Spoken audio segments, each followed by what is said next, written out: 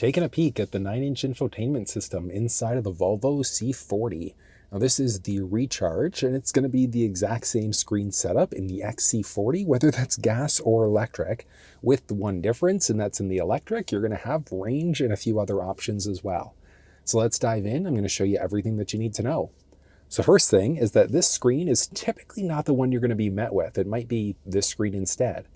You push the little home icon along the very bottom there, so the little home button brings you to this little sub-screen instead.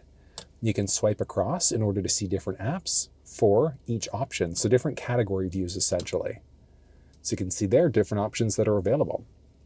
Along the top right-hand side, it's your current connection level.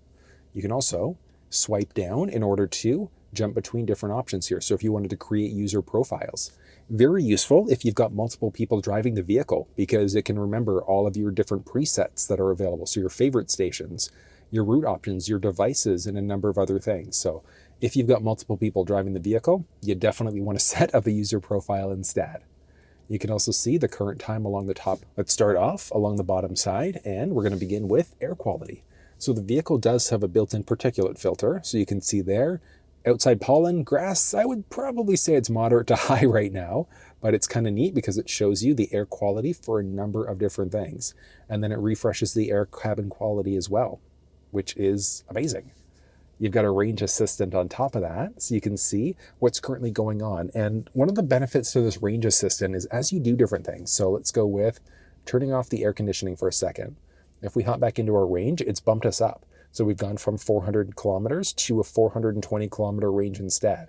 So everything that you do inside the vehicle is going to affect your overall range, but you can see what is using what. So your driving style that might use more or less. So if you're gunning it, you're going to use a little bit more. Higher speeds, you're going to use a little bit more as well. You can also get it to optimize your range on top of that and your total consumption levels too. From there, you've got your car status, and car status is going to let us know that everything is okay. Tire pressure is great. Driving journal is available there as well, so if you wanted to log your total trip, you could.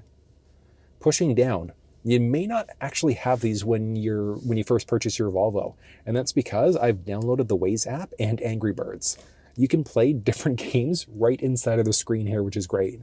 It's strictly when the vehicle's stopped, but if you're waiting to pick somebody up or you just want to kill some time at an appointment, whatever the case may be, you've got the flexibility to be able to play games and things like that right inside of the screen. It's pretty neat. Pretty neat.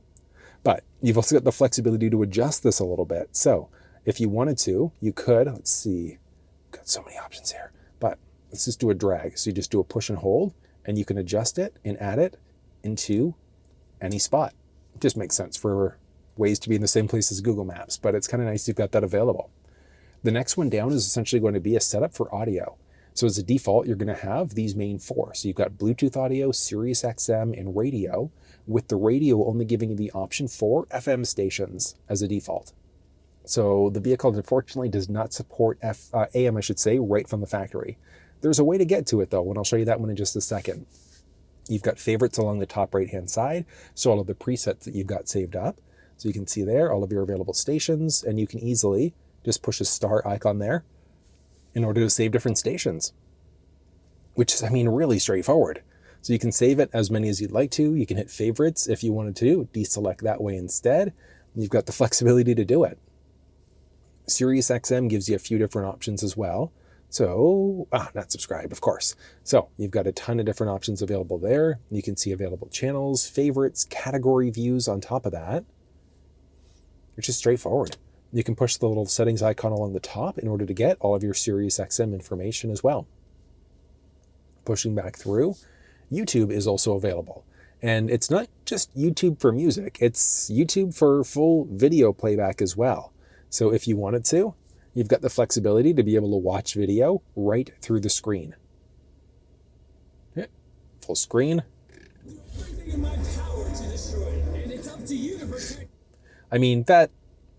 That's pretty neat. So if you're a video watcher, you've got the flexibility to do it, again, as long as you're parked. Because the second you put yourself in drive, it's not going to work.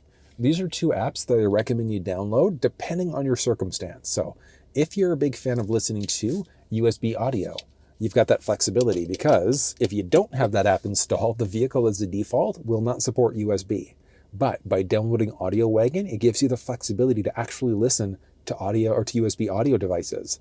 Strictly for audio, but I mean, even still, it's useful, because if you've got a USB stick with MP3s and other audio sources on there, you've got that available for playback. And then the other one is open radio. So that's one I always recommend. Big reason why is because you can see a ton of different stations that are available. So if you wanted to, you could listen to your FM stations, your AM stations, and so many other things across Canada. It's amazing. So these two, for sure, are ones that I would recommend that you download to your vehicle. From there, you've also got phone. So as of right now, there are no phones connected, but in order to set a phone up, starting off on the iPhone side of things. So as of right now, nothing connected. So we're just going to go phone. On your phone. Oh, guess it helps if I hit connect. Let's toggle Bluetooth on, and there we go. Volvo C40. Perfect. Pin numbers match up, so we're going to pair. Do I want to allow contacts and favorites to sync up? This is not my car, so I'm going to say no to that one. And you can also connect up strictly for your phone, strictly for media, or both of them. So let's do both and hit done. Look at that. Edit your phone settings if you want to, but we are set to go there. Edit your phone settings, okay. Use contact names, continue. Again, not my vehicle, so I'm definitely not saying yes to those ones. But you can see the two devices that are connected. You could then forget it if you wanted to easily delete a device as well. But we're connected now to the phone. So we can, if we want to, listen to or we can go for phone calls, listen to audio, go for Bluetooth as well to tether our Bluetooth together. Really straightforward, but you've got your favorites, recents, keypads, and things like that. If you had multiple phones connected, you could hit this little swap icon in order to get back to this screen. Now, you do have the flexibility of being able to hook up through CarPlay as well. It is a USB connection, and it's strictly USB Type-C. And you need to make sure that it's a USB-C cable that supports data transfer. And all you're going to do is down the center stack, plug yourself in, opposite end of the cable, into the phone. Look at that. Okay, and it should take a second, and we should be good. Launching right into CarPlay. Look at that. And from there, so you've got your basic home screen there. You can push the icon view to get back to this icon screen, or you can just swipe across if you wanted to. Back home, along the bottom part of the tray, you've got current time, which map was open last, which audio application was open last, which miscellaneous application was open last, and then your current connection level as well. Now, it doesn't matter if you're in Apple Maps, Google Maps, or Waze, you don't have pinch to zoom flexibility. So you could go in and out this way if you wanted to. Search your destinations, previous destinations as well on the Apple Map side of things. Google Maps, same idea. So no pinch to zoom capabilities. You've got to go plus or minus this way. On the Google Maps side of things, you can hit the little gear icon to look at route options, map colors, satellite map, traffic, north up, volume, and so many other things. And then Waze, same idea. I tend to use Waze the most when I'm driving. And the big reason why, I forgot no pinch to zoom, is that you've got other Waze users, but you can see live traffic. If there are accidents, it would show you. You've even got the flexibility to be able to mark things on the map. So if you see that there's a police officer that's giving people speeding tickets, you could point that out on the map. If there's a hazard on the road, so if there's a car on the shoulder, hazards, potholes, and things like that, you can mark it through Waze. And then there are so many different audio apps that are available too. If you're a big fan of listening to podcasts, that's available. If you wanted to listen to Hoopla, that's a library app, that's available. Live One, Spotify, there are so many different apps that you can use right through CarPlay. The one downside, though, to CarPlay is that it doesn't natively support video playback. So that's the one downside. You can listen to YouTube music, just not watch YouTube videos unless you're out of CarPlay on the app there instead. Once you're out of CarPlay, you can push CarPlay to jump back in. Along the very top, you can see that we're also connected to CarPlay there as well. And you could, swipe down, see there, we're connected to CarPlay, and you can hop back in that way. Now on the CarPlay side of things, if you go into your settings, you're going to go General Settings, CarPlay, and then find your vehicle. You can forget it, you can customize it, and then allow CarPlay while the phone's locked. You always want to make sure that one's enabled, because otherwise, if the phone's locked, it's just not going to work. But you can customize. So let's say if you like listening to podcasts and you want to make sure that Waze is there as well, You can do that. You've also got the flexibility of deleting some apps as well. So it fully removes them, but it saves it along the bottom of the phone. So let's say if you've accidentally deleted an app, you could push the plus icon to add it back in. If you're not a fan of what you've done though, along the top right side, you can reset in order to bring you back to the factory default screen there instead. So it's relatively straightforward using CarPlay inside the vehicle if you wanted to. So I'm charging up right now, but you could also just unplug. And then from there, you're just going over regular Bluetooth instead. But that's how you set up an iPhone inside the vehicle. Setting up an Android device is the exact same process. So in order to set up an Android, all you're going to do is go back into your phone, currently still connected to the iPhone. So we're just going to do a swap. You've got your Bluetooth options there. Just going to pair a new device. On the Android side of things, so you can see there, you've got the S9 Plus that's available. Do you want to hook up for phone, for media, one or the other? Let's do both, and it's pairing right now. PIN numbers match up, so let's pair. And allow access to contacts and messages and things like that. No, again, because this is not my vehicle, not saying yes to that one. But you can see I'm now connected. Hop back out of Bluetooth, you can see I'm connected to the S9 Plus. You can look at recents, contacts, keypad, or swap back out instead. One really nice thing is that if you've got multiple phones connected, you could, let's say if you wanted to have one phone for your phone calls, one phone call for your audio, you can do that. So you can kind of do a little bit of a mix and match here, which is pretty neat. Now, one downside though, is that the screen does not support Android Auto. So it's an Android device, no Android Auto support. So one thing you could do is just hook up your Android phone over Bluetooth, and that would give you the flexibility of listening to either your audio or your music.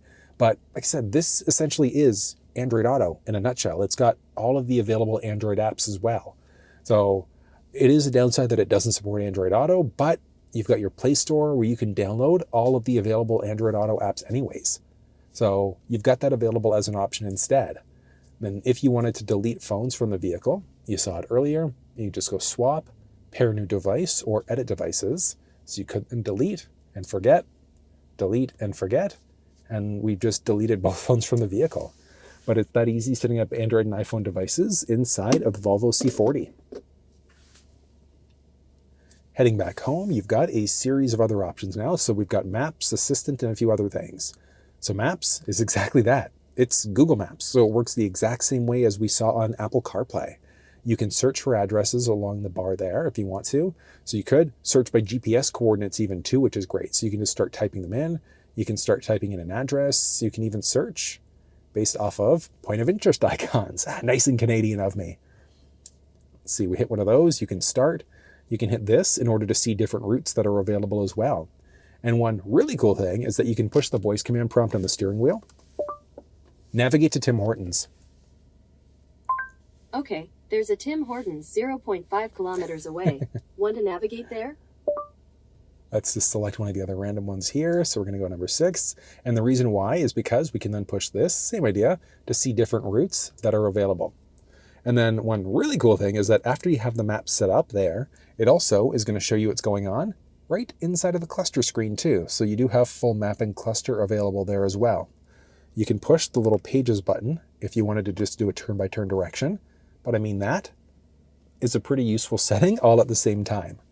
And then from there, you could search. So let's say if you wanted to go to a charging station first. So you could go this way, and it's telling you the route that you need to go in order to get there. So we're going to add that stop in. And that's how you kind of set it up. So we're good to go there. I mean, look at that. Straightforward. Hit the X icon there in order to either remove the next stop. So we went to the charging station, so we could remove that if we wanted to, or just exit out in order to get rid of the full route. Really straightforward. And then you can see there the addresses that we've gone to previously. You've got the little gear icon in order to look at live traffic, satellite 3D buildings. You can edit your route options and things like that. So if you wanted to avoid highways, toll roads, ferries, and things like that, you can also edit your home or work address. So if you were to hit the voice command prompt and say navigate home, navigate to work, it would do that. It's amazing. And then from there, you've got the option of offlining maps and so many other things. From there, you can also mute notifications if you want to. So as you're coming up to an upcoming turn, it can give you nothing. It can mute out options, give you alerts. It can let you know physically by saying turn left in. You can change up your heading this way. pinch to zoom capabilities. You can zoom in and out this way. You can hit the recenter button there as well.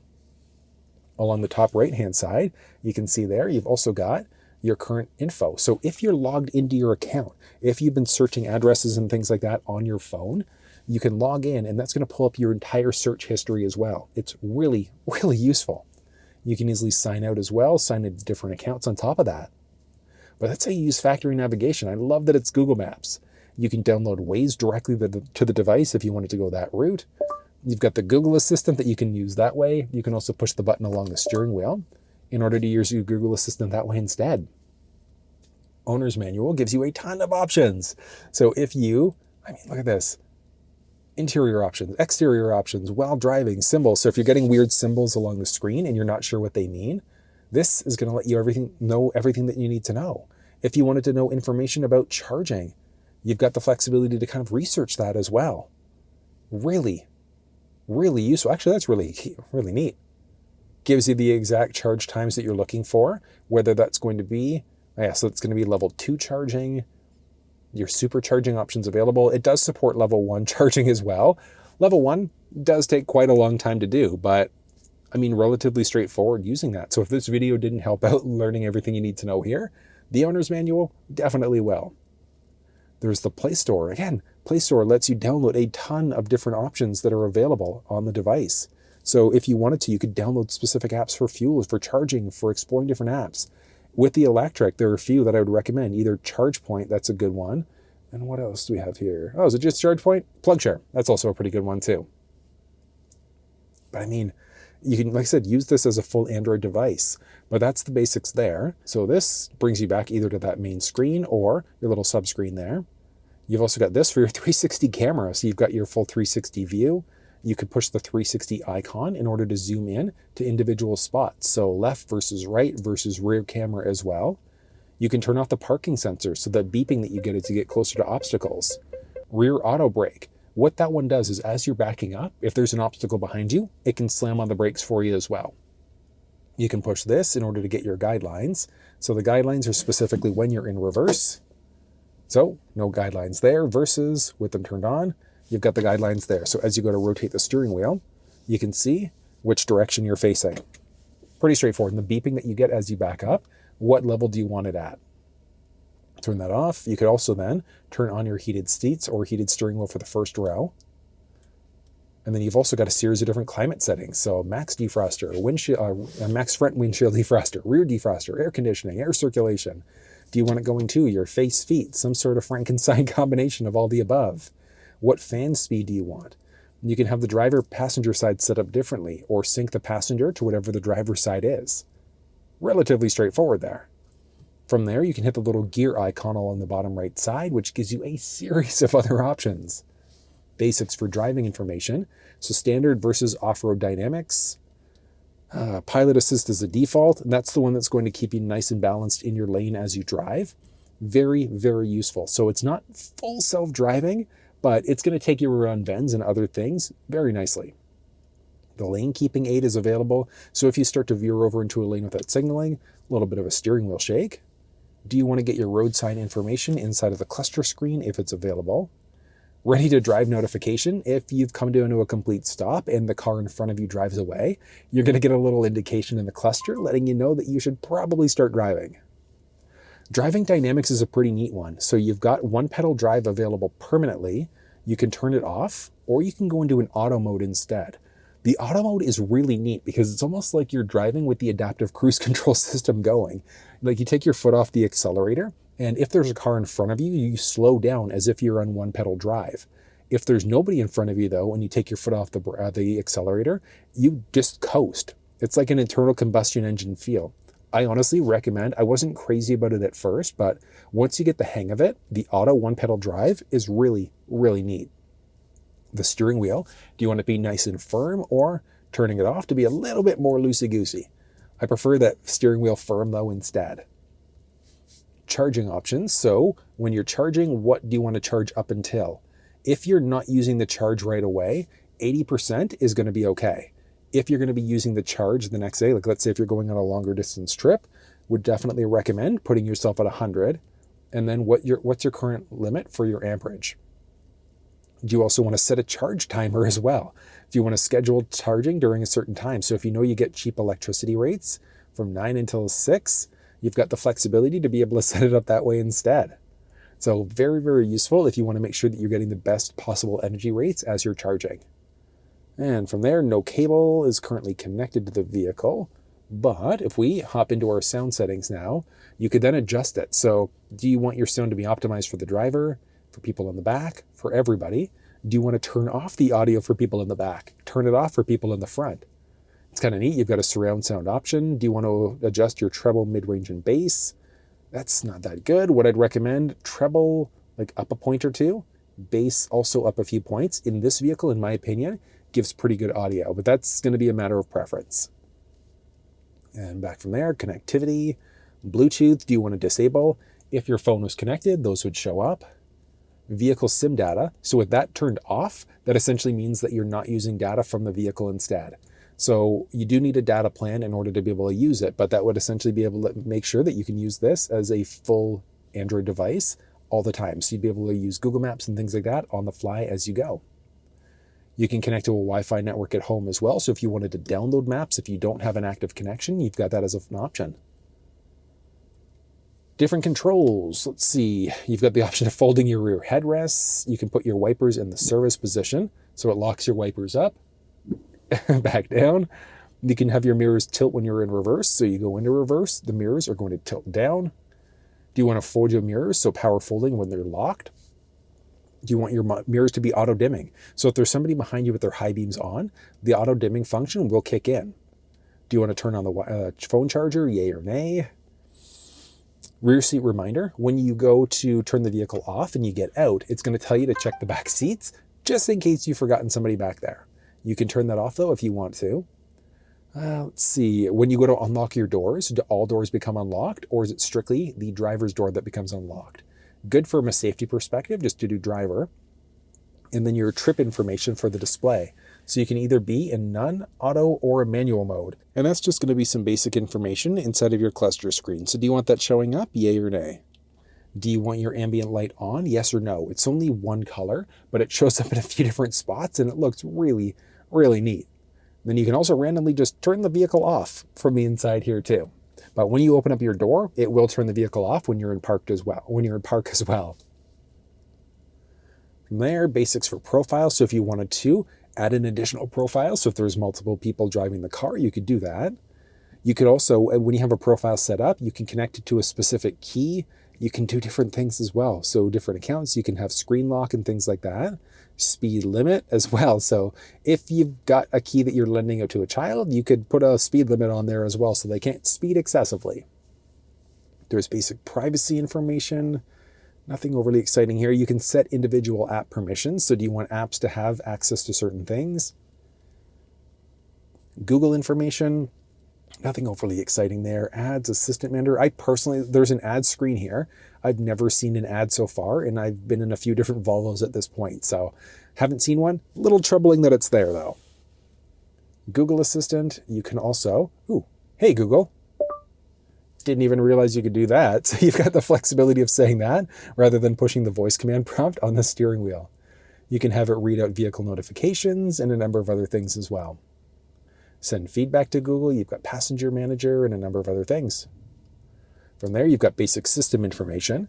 So language, one of the nice things about this being an Android system is that it's got so many different languages available.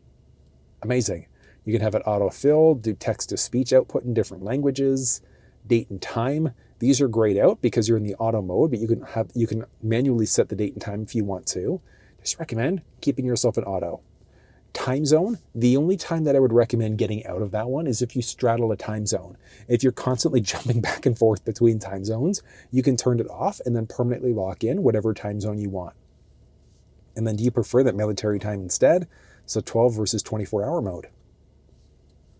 Hopping back, measurement units, do you want to be in metric, imperial, etc.? So you can see there, it's actually going to adjust out. So let's say if we wanted to be in US, you can go kilometers or miles, and that's also going to adjust what's going on inside of the cluster screen. You can also adjust your temperature there. So do you want to be in either Celsius or Fahrenheit? And that's going to adjust what's going on with the temp along the very bottom. Pretty neat you've got that available as an option, so you can really customize it and make it your own. There's basic information, software updates, so if you wanted to perform a system update, you've got that flexibility if there is one available. Yes, software is currently up to date, which is great. There's basic storage information available there.